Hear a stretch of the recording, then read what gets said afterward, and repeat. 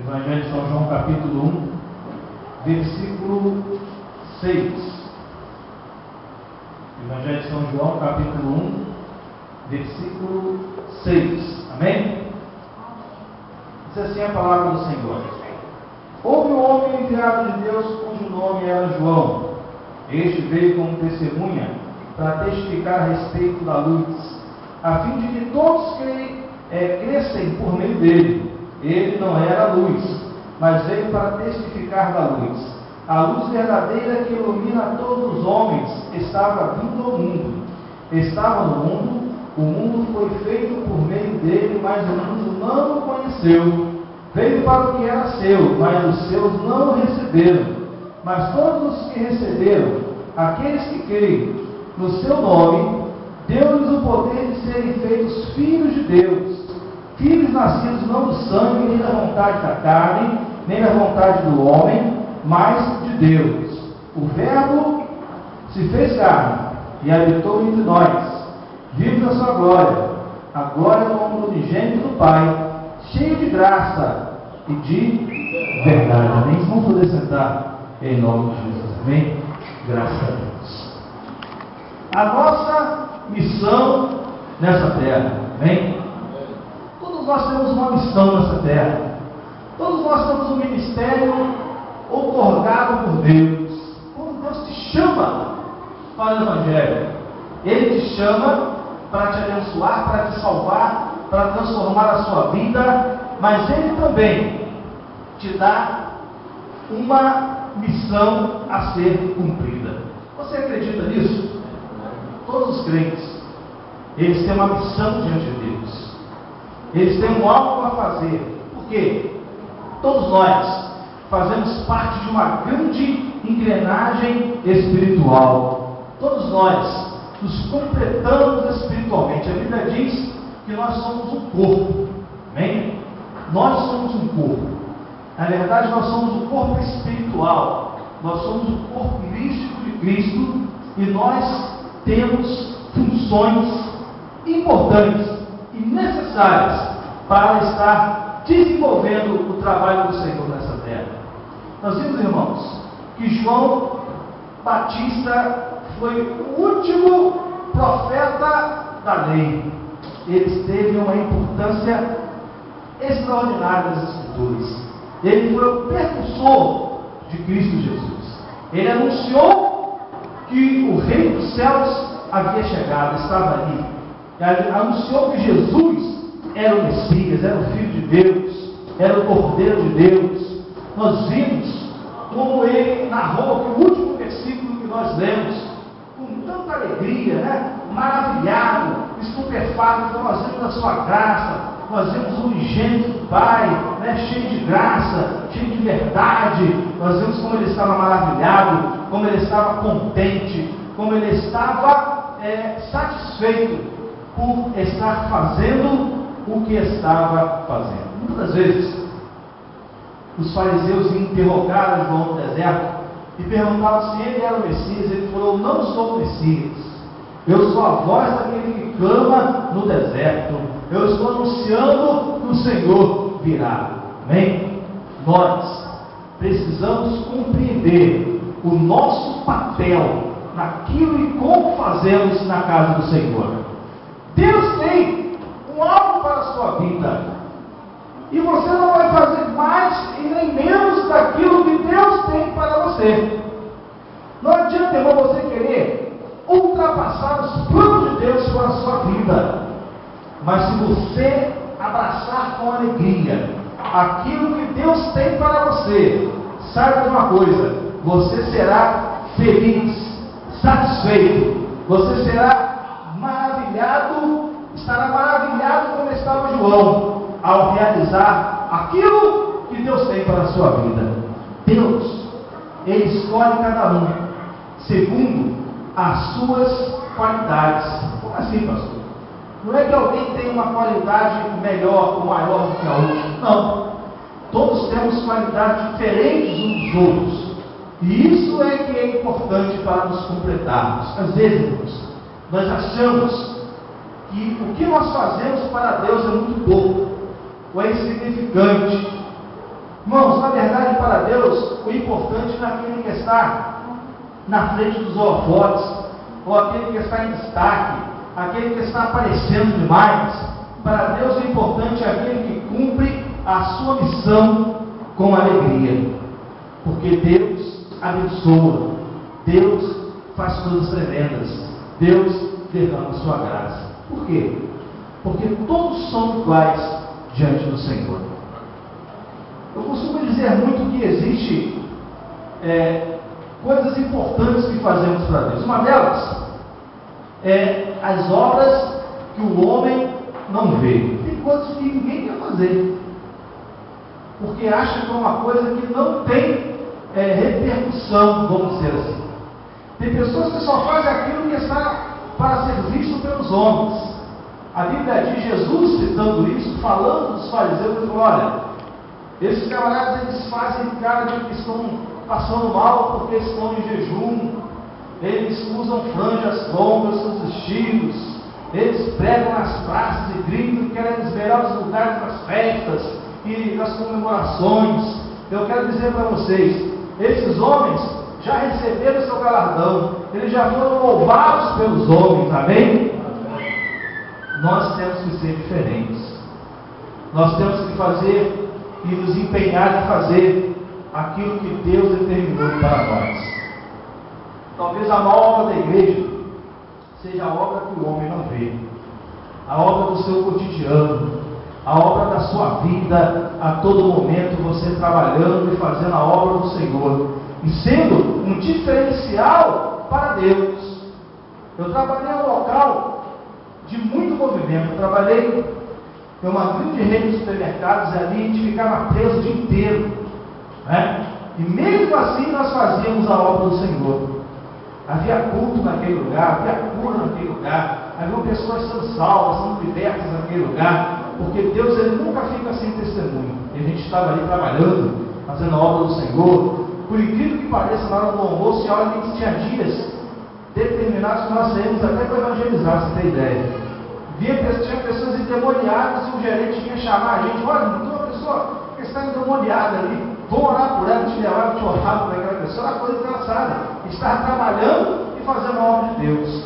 E ali eu vi, e eu testemunhei isso, um irmão querido que trabalhava na área de salgados, e ele tinha um trabalho pesado, porque ele cortava, porque ele arrumava, porque ele organizava, porque ele pedia material, ele arrumava e saía material, ele repunha, era toda uma responsabilidade. E aquele homem, irmão, ele tinha um trabalho pesado.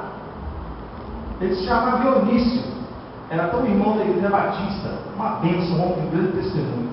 E uma certa vez ele fazia aquilo com muita alegria, ele fazia aquilo com muita satisfação, ele fazia aquilo com graça. Você olhava para aquele homem e você via que Deus estava na vida dele, ele cumpria a sua missão, e ele estava ali trabalhando e fazendo também a obra do Senhor. Uma certa feita, uma cliente do mercado veio e chamou ele e falou: olha, eu aceitei Jesus como meu Salvador. Eu falei assim: poxa, que maravilha, que bênção. Eu conversando com ela, e ela falou assim: mas eu só aceitei Jesus porque eu queria ter a paz que você tem. Eu vinha para cá e ficava observando você, como você trabalha com graça, com paz, com tranquilidade, com serenidade, com sorriso, com fé. Eu queria ser assim como você é. Olha só, irmão, que coisa tremenda, cumprir a sua missão. Aquele homem ganhou aquela pessoa sem pregar para ela, mas o seu testemunho estava pregando para ela todos os dias. Às vezes Deus nos incumbe de fazer uma coisa, irmãos, e nós nem fazemos aquilo que queremos fazer, e queremos fazer aquilo que os outros têm que fazer, e nós nos empolamos tanto que não fazemos nós, não fazemos os outros, não fazemos nada, e ficamos aí brigando e lutando contra Deus. Mas sabe o que é interessante disso tudo? Mesmo assim, Deus nos chama a estar fazendo a sua vontade, amém? A todo momento Deus nos dá a oportunidade de podermos estar fazendo a sua vontade, cumprindo a missão a qual Ele nos determinou. Uma coisa interessante, irmão, o caminho para a vitória é a obediência a Deus, a obediência à sua palavra, obediência àquilo que Deus determinou para a sua vida, Aí você talvez se pergunte, mas Deus não me chamou para fazer nada. Não é verdade. Porque, com certeza, irmãos, existe algo no seu coração. Existe um chamado no seu coração. E Deus tem chamado e tem te mostrado isso. Às vezes nós queremos lutar contra aquilo que nós queremos ou devemos fazer. Às vezes a pessoa acha muito bonito fazer uma coisa, mas na verdade ela tem na sua consciência, não atrapalha com ela mesma. Ela vê que ela gosta mesmo de fazer aquilo outro. Por quê? Deus tem chamado para cada um dentro daquilo que a pessoa gosta. Deus nunca vai colocar você para fazer uma coisa que te desagrade, de maneira nenhuma. Ele vai usar as suas habilidades para estar fazendo a obra. Amém? Deus usou um profeta no deserto, um homem que tinha uma pregação poderosa. Ele havia se preparado para ser um sacerdote. O seu pai era um sacerdote. Ele tinha um conhecimento extraordinário, mas o chamado dele não era para ser sacerdote, era para ser profeta. Amém? Ele poderia estar no templo, gozando de toda a sorte de privilégio, sendo ali a nata da sociedade de Israel, que era ali os sacerdotes. Mas ele abandonou isso tudo, foi para o deserto para cumprir a ordem e o desejo do Senhor. E você pensa que ele ficou triste por causa disso? Você vê que ele ficou maravilhado, abençoado, feliz. Ele está cumprindo aquilo que Deus determinou para a vida dele. Amém? E Jesus, falando de João Batista, ele diz: dos homens nascidos de mulher, não existe profeta maior do que João Batista. Não houve nenhum profeta maior do que João Batista. João Batista foi um homem que tinha um poder extraordinário da parte de Deus. Amém? Abnegação, fé, compromisso, santidade. Era um homem abençoado. Amém? Um homem como esse deveria nos espelhar, nós deveríamos nos espelhar em pessoas como essa, que tiveram toda uma oportunidade de escolha e no momento oportuno de escolher um Deus. Nós temos que ser assim também. Às vezes nós temos um leque de escolhas à nossa disposição, mas o que nós temos escolhido para a nossa vida? Nós devemos escolher Deus. Eu quero dizer uma coisa para você: quando você escolhe o caminho que Deus determinou para você, você começa a trilhar um caminho de vitória. Satanás começa a te atrapalhar, te perturbar, tentar tirar você do caminho, porque ele sabe que aquele caminho culmina na vitória. Amém? Aquele caminho leva para a bênção, aquele caminho leva para as realizações que você necessita, os milagres que você precisa na sua vida. Amém? Como Jesus disse: olha, busca o reino do céu em primeiro lugar, e a sua justiça, e todas as outras coisas vão ser acrescentadas na sua vida. Amém? Como sempre digo, as bênçãos não são o alvo, elas são as consequências da fé. Amém? Quando você tem fé e você faz a vontade de Deus, as bênçãos começam a acontecer na sua vida. As maravilhas de Deus começam a acontecer na sua vida. Amém? Porque você não segue os milagres, você não segue as bênçãos, você não segue as realizações. Não. Os milagres seguem aqueles que creem. Não é assim que a Bíblia diz? Os milagres, seguem aqueles que creem. Se você crê e faz a vontade de Deus, os milagres te seguirão. Amém?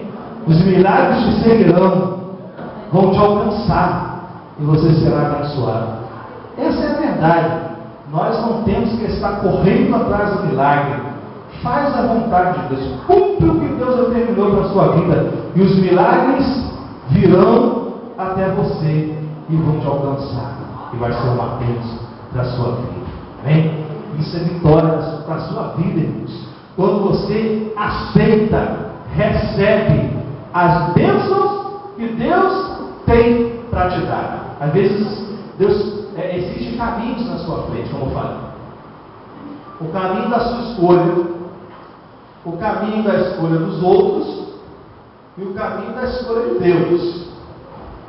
Por incrível que pareça, tem pessoas que param numa encruzilhada, vamos dizer assim, e elas ficam observando o que elas vão fazer. Eu queria tanto fazer aquilo ali. Tinha um comercial antigamente, de um desses jornais aí de troca, né? O cara pegava, acho que era até no balcão antigamente, o cara trocava uma coisa com o outro, queria trocar.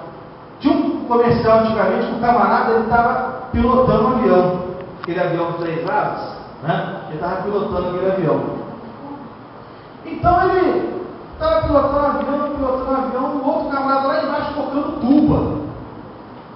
Mas só que na verdade o cara que estava tocando tuba era louco para dirigir avião. E o cara que estava dirigindo avião era louco para tocar tuba. Então eles acabaram trocando. E acabam o comercial os dois muito felizes porque estava tocando tuba. Outro feliz que estava tocando avião, dirigindo um avião, pilotando. A nossa vida também é assim, irmãos. Às vezes a gente está fazendo uma coisa que aos olhos dos outros, esse é o caminho dos outros, é muito boa. Mas não é o caminho de Deus, não é o caminho que você, que Deus traçou para a sua vida, que vai te fazer feliz, que vai trazer alegria para a sua vida, que vai trazer satisfação para a sua vida, amém? E às vezes também nós queremos escolher ou forçar um caminho para nós. Eu queria tanto fazer aquilo ali, porque é tão bonito, mas no fundo você não queria fazer aquilo ali. No fundo você queria seguir ou trilhar o caminho de Deus para a sua vida, que você sabe que é um caminho de vitória. Deus não é um doce carrasco, Ele dá a oportunidade para você escolher, amém? Ele dá a oportunidade para você escolher, Ele só fala para você, esse é o caminho que as pessoas escolheram para a sua vida. Você pode escolher o caminho que você quiser, e o meu caminho é esse aqui. Agora, o meu caminho leva para a vitória, o restante eu não sei. Aí está nas suas mãos, né? Então, irmãos, eu quero dizer algo para você. Buscar vitória é buscar fazer aquilo que Deus quer para a sua vida. Porque não adianta você estar lutando contra Deus, né? O que Jesus falou com Paulo, quando ele encontrou Paulo lá na estrada para Damasco? Ele falou: olha, você tem me perseguido, eu sou Jesus que você persegue, você tem me perseguido, você persegue a minha igreja e tem me perseguido. Isso é um caminho de derrota para a sua vida. Eu quero fazer de você uma bênção, quero fazer de você um vaso de honra, quero levar você para pregar para os reis. Então a obra na sua vida é tremenda, né? Se você continuar nesse caminho que você está aí, meu filho, você vai ver como é que é duro você recalcitrar com esses 2 aguilhões. Você vai estar dando de frente, vamos dizer assim, com um pedregal, e você não vai crescer, amém? Diante de uma visão dessa, Paulo prontamente, Senhor, estamos juntos, vamos dizer assim, né? Não vai perder uma oportunidade dessa de se pegar com Deus ali e seguir o caminho da vitória, né? Poxa, já falou que se eu for, vou meter a cara nos aguilhões, rapaz. Eu vou bater de frente dos espinhos, eu não vou no caminho desse, né? Eu não vou no caminho desse, eu vou no caminho de Deus. Eu vou no caminho de vitória. Amém? E você vê como é que foi o ministério do apóstolo Paulo até hoje. Ele repercute em nossas vidas aí. Hoje nós temos os livros, as epístolas de Paulo aí que ele escreveu e que dão o tom para as doutrinas da igreja. E ele está vivo. A cada dia que nós abrimos as escrituras, ele está vivo aí pregando, falando das coisas maravilhosas de Deus, e ele está no céu, com certeza, e um dia nós o veremos. Amém? Então, querido, nessa noite, eu quero convidar você a seguir o caminho que Deus traçou para a sua vida, sem se preocupar com o que as pessoas acham, sem se preocupar se vai dar certo ou não vai dar certo, sem se preocupar com se você vai ser bem sucedido ou não, porque o caminho que Deus traçou para a sua vida é caminho de vitória, amém? As pessoas têm as suas próprias vidas e suas próprias missões, né? Então, e você talvez esteja trilhando um caminho que não tem te deixado tão feliz assim. Então, tem te convidado nessa noite. Trilhe aquilo que Deus chamou você para fazer. Como você descobre o chamado de Deus na sua vida? Eu costumo dizer também, o chamado que Deus tem na sua vida é aquilo que arde no seu coração. Tem muita coisa que você gosta, mas tem uma coisa que arde no seu coração.